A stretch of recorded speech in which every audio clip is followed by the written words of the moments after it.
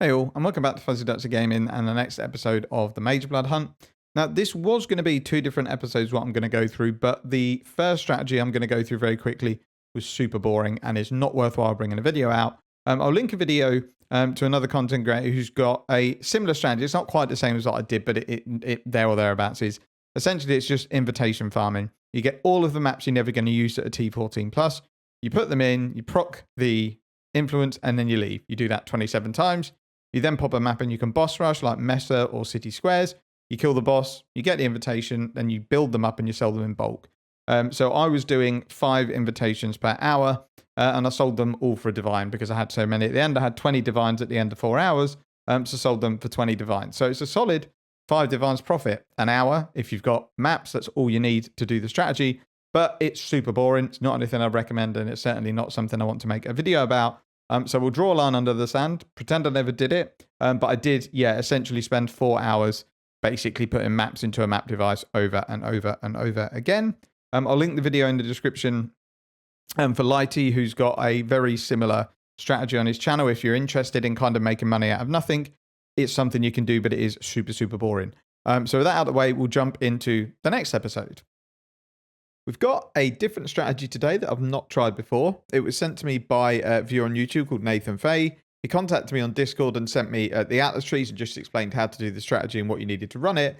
And I'm halfway through it and I'm actually really, really enjoying it. And the profit is pretty decent. You do need a good character to do it, but we'll go through what the strategy is, how you run it as quick as possible, and kind of what income you're looking at, what profit you're looking at, and things like that. So we'll start with the Atlas tree. There'll be a link in the video description for the Atlas tree. Now, this farm has 2 phases. Now, you don't have to do both phases. You could just do phase 1 and keep farming that because it is super, super profitable. But what I wanted to do was something that is just enjoyable and is going to spit out currency. I don't mind if adding phase 2 makes it no more profitable. It's something I want to do because the maps are super, super fun.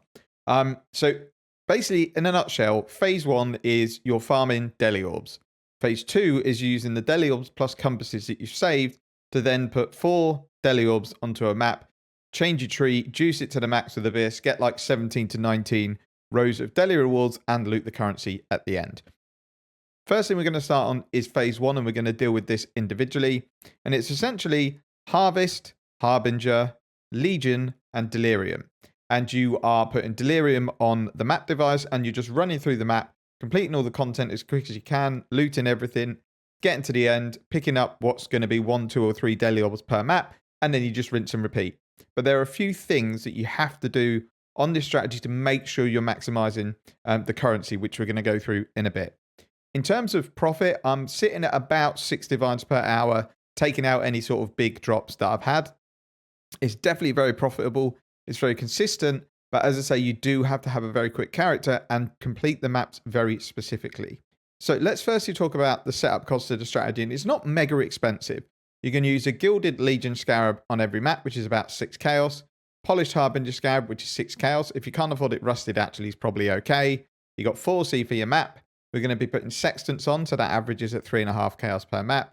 You're going to chisel out the map, which is 1 to 1.5 chaos. A couple of Sacrifice Fragments, and then Delirium on the map device, which is 10 chaos. So the total investment per map is 32 chaos. Now, in this test, I've run 30 maps, so it's almost 1,000 for the cost, so it's 960. But in terms of Excellence Next value, I had just under 5,000 chaos in value.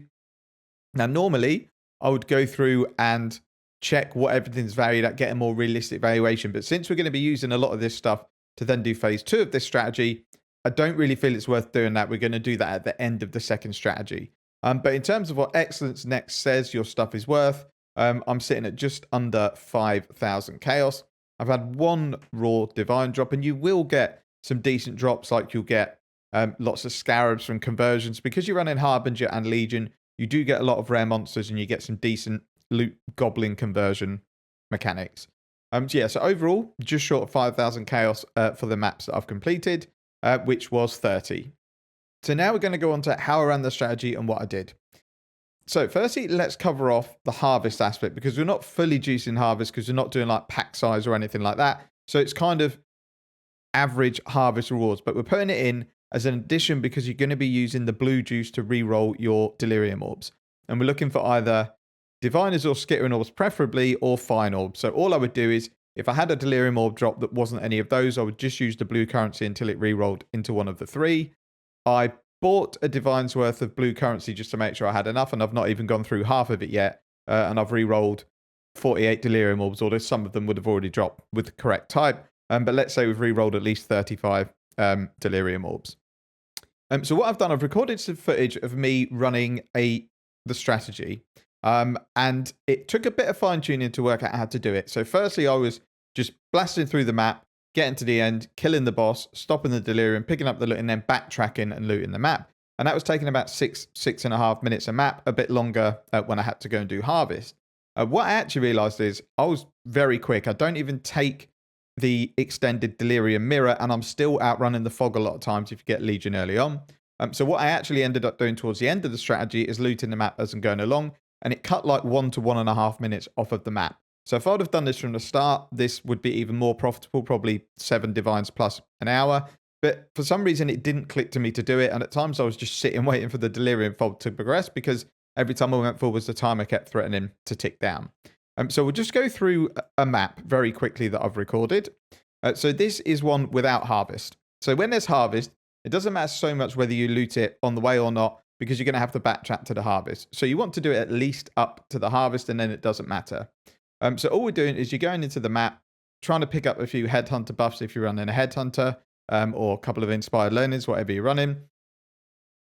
And what you need to do along with this is have a very, very strict loot filter, because it makes it easier to loot as you go. So because we're doing Legion, I'm not interested in any of the 3 worthless emblems unless the stacks are 10 splinters or more. So I've changed my loot filter for the 3 lower value emblems, that it only shows up if it's 10 or more splinters. I've dropped things like scours, alchemies, and singles. They're not worth anything. And I've dropped things like alchemies and chromatics unless they're in stacks of like 7 or more.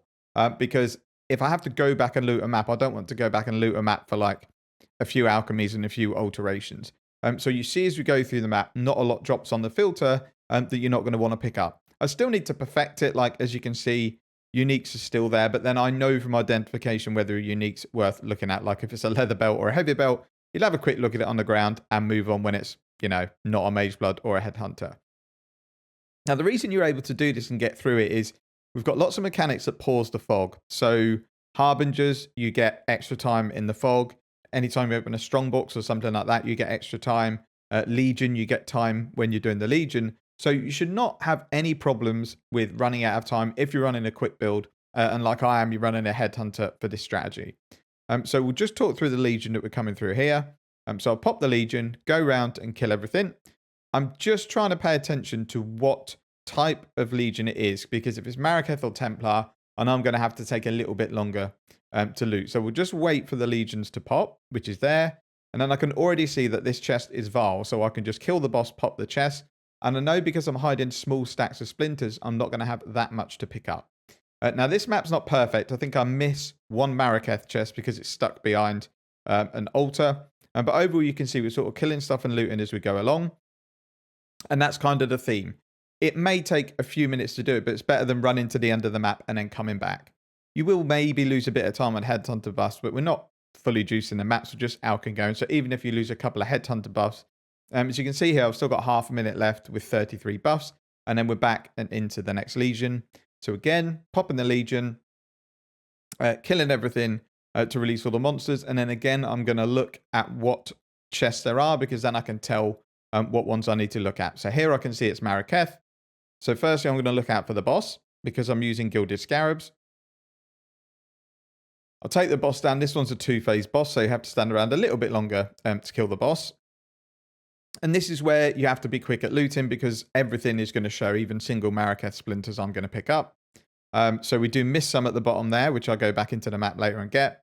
And then we do miss an altar here, I think it is, because... Oh, sorry, we miss a Maraketh chest here, because I didn't see it under the altar. Again, it's something I had to nip back into the map to get. But this is kind of the first one I was trying, where I was looting as I go, so I was a bit green. But as you can see, now I know I don't have to go back into the map. I can just go in, kill the boss, stop the delirium, and that's the end of the map. And we're just coming up to about 4.25 minutes. And then it's up to you whether you then clear all the remaining delirium bubbles in the boss room. I'd recommend you do it because this might add an extra delirium orb into your loot, because the more you can kill, the more chance you've got of dropping an orb. So we just take on these last 2 monsters, and then we'll stop the delirium, and then we'll see what loot we get at the end.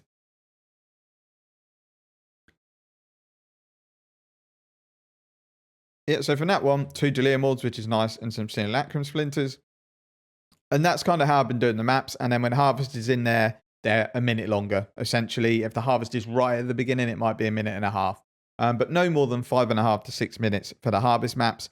And depending how many legions you get, how many harvests, it should be 4 to 4.5, 5 minutes for a map where you don't get harvest. So I mentioned a few things as we went along about filters. But what I've done is linked a spreadsheet where I've put all my profits in, and I've also put some descriptions of the tips that I recommend when you run the strategy, but we'll go through them now. So as I say, run a very strict loot filter. So hide things like scours, chance orbs, fusings in singles, hide all flasks, rare gear, crafting bases. Up to you, you could hide fractured items, but you might miss out on a valuable item. Hide all the Val, Eternal, and Kururi splinters under stacks of 10. And hide single simulacrum splinters, but this is more for the second part of the strategy. And with a filter like this, it means you shouldn't have too much issue looting the map as you go along, and then you don't have to spend what could be up to a minute backtracking to the Legion if it's right at the beginning of the map. If harvest is in the map, as I said, it takes a little bit longer, but nothing too taxing. And harvest turns up on 40 to 50% of the maps on average. So just take the time it takes you to clear a non-harvest map and the time it takes you to clear a harvest map. Get the middle point, and that should be your average time to run a map.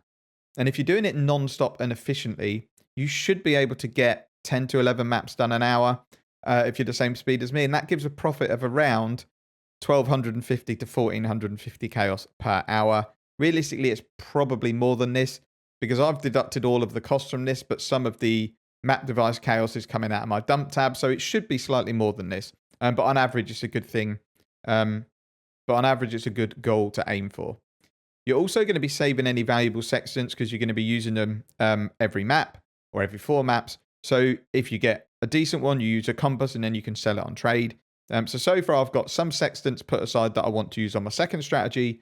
And I've got about 200 chaos worth of compasses from the 30 maps that I can sell on trade.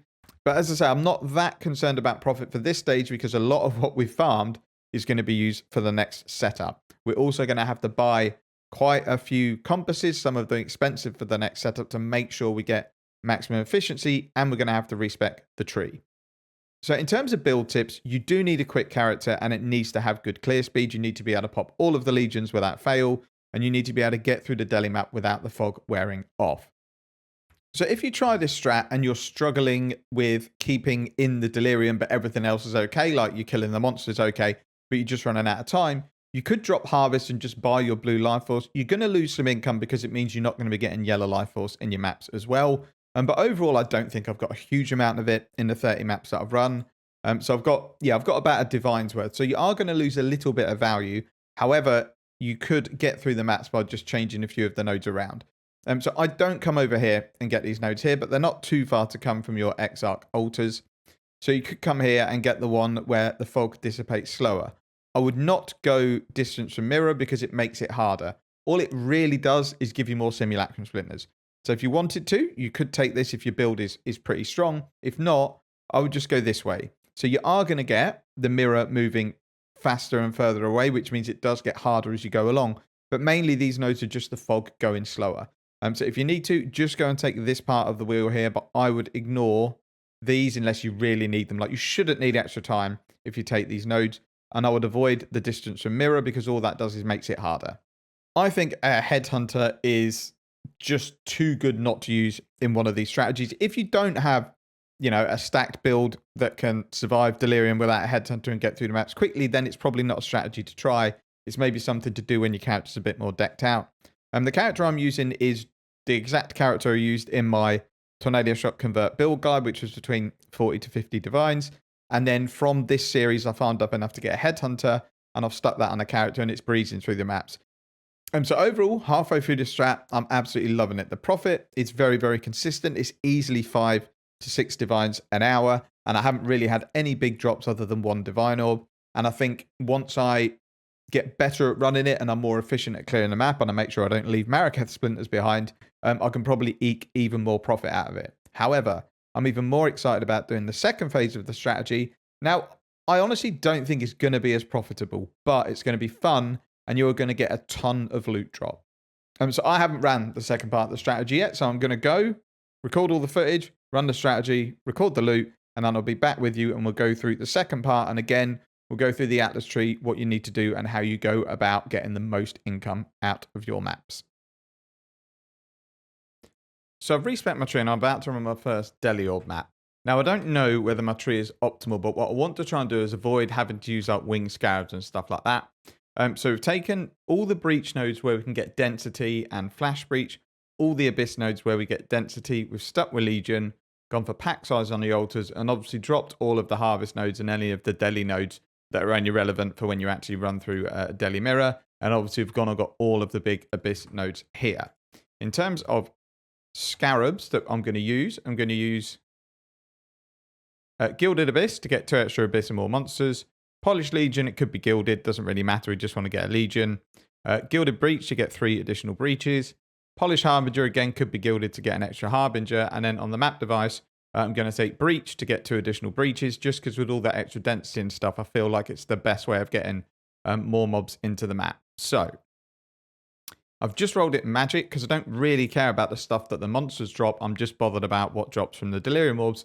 And I have to make sure I can complete the map because my character isn't the strongest. And, you know, if you lose your Headhunter buffs and then you have to come halfway through a map, it's much harder to get going again. So I'm hoping to get to 18 levels of rewards. We've got 4 lots of scarabs, so hopefully it starts raining scarabs.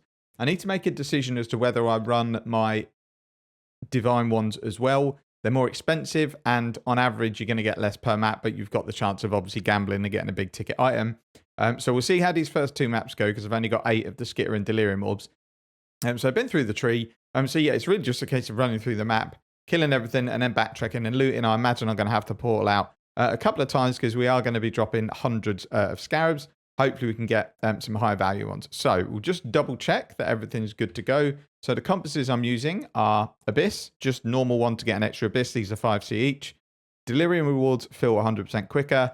I'm buying these individually on trade because you can get them for sort of 65, 70C. If you buy them in bulk on TFT, it can be like 100, 120. And I'm not doing this as a full-on strat. It's just maybe doing 8 or 12 maps every few hours, so I don't necessarily need to buy them in bulk.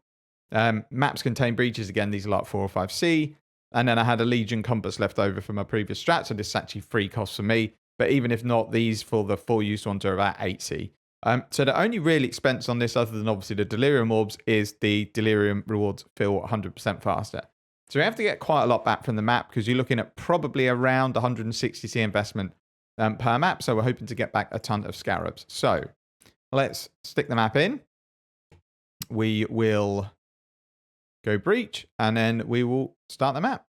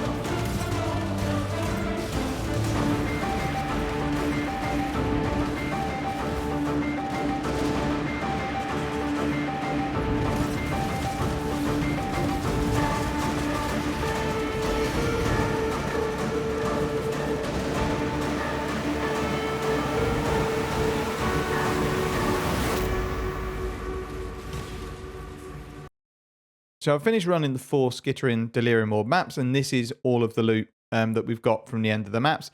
They took pretty much bang on 12 minutes per map to do the map, loot it, and then get it into a stash tab. So if you were super efficient and you didn't have any downtime, if you were to do an hour session, you could do 5 of these maps in and out, or I could the way I play. So if I have a look at the income for 4 maps, it's based on PoE Ninja prices, which is about what you get for Scarabs if you sell them anyway. It's 1,735 Chaos. In terms of costs, it costs 160C per map to run these. So in total, it's cost us 640 Chaos to run the maps. So that leaves us with 1,095 Chaos.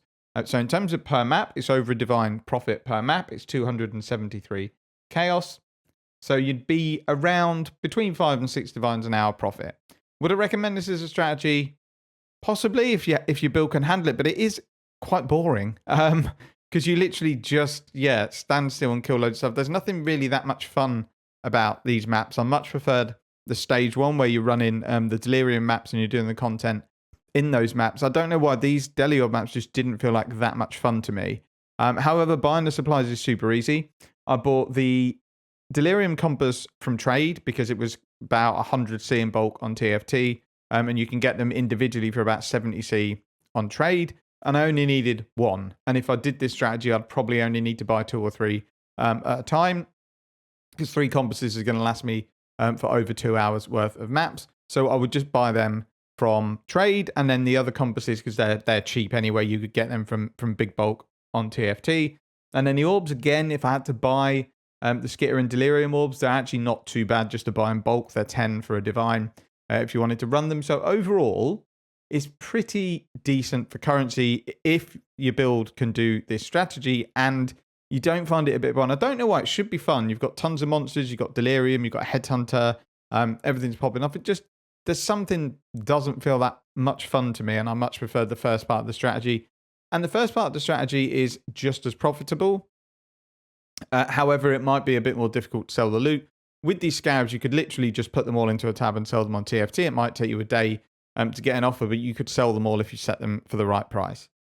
So what we'll do is actually go and put all of these Scarabs into my main Scarab tab for this farm. So I will be back with you because this is going to take a few minutes. And then we'll have a look at the overall Scarabs and see what my overall Scarab tabs are worth, because we have been collecting quite a lot from doing stuff like Legion. You get a lot of Scarabs and stuff like that. But I'll be back with you once I've transferred all this loot over. So this is what our Scarab tab looks like now. It was fairly decent anyway because we have farmed a lot of Scarabs from Legion, but obviously doing a strat where I was getting around 200 Scarabs per map, doing 4 of those maps, obviously tops your supplies up quite nicely. So if we go into Excellence next, we've got, if I just go to Scarabs in the Fragment tab, we've got over 10.5 Divines worth of Scarabs, which is very nice. So I'm tempted, even though I don't love it, to do more of these maps and get a massive, massive supply of Scarabs so that maybe I can sell the expensive ones individually and demand like a really good price for them. So if we just have a look at the overall income at the moment. So if we go to Mageblood Farm, this will have all of the tabs in. We'll take the snapshot. And it shouldn't really change because I've just done it. I don't know where that loot went. So we've got 61 divines worth of currency. We've got a Headhunter, and I haven't been including my divine orbs because I don't want them to mess up the price. We've got 60. So with the Headhunter, I have no idea what they're worth. Now let's go and have a look. So the Headhunter is really well rolled. When I price checked it, the only ones with better stats than mine were 100 divines plus. It also looks like not corrupted. They're probably actually, if anything, going up in price a little bit. So I bought it for 95. Let's just value it at 95. So we've got 95 divines from our Headhunter. If we go into our currency tab, because I'm keeping my divines separate because I don't want them to mess up Excellence next, we've got 60. So that automatically takes us to 155. And then this is the rest of the stuff, which we should be able to sell for very close to the price, if not better, because a lot of it is going to be sellable in bulk. We've got 61 divines. So if we add all of those up together, we're sitting on 216 divines. So let's have a look and see what we're going to need to spend to get a Mageblood. So it's gone up a little bit, 295, 300. Yeah, it's gone up again, but then so has Headhunter by the looks of it. So we're looking at 300 divines for a Mageblood. So I am 84 divines away from a Mageblood at the moment. And we are 48 hours in, essentially.